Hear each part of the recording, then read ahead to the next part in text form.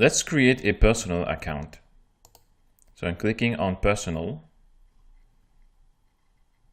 and then create personal account. Here you will have to register, input your email, password, and your date of birth, agree and register. Once you're registered, you'll be able to access your personal account. This is my personal account. Let's take a look at the different things on this page.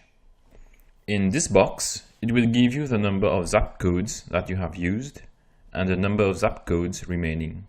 In my case, I'm left with 4 and I've used 2 of them. But in your case, you would see 0 here and 1. This is your free Zap code that comes with a personal account. If you need to get more, you just click on this.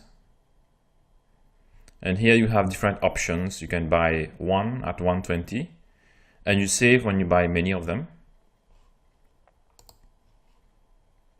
So here I'm left with 4 and I've used 2. The 2 Zap codes are shown here. These are the 2 Zap codes that I've created. So I can edit them. And here you have the button make a new Zap code. So this is how you start creating a Zap code, and you will make use of one of them.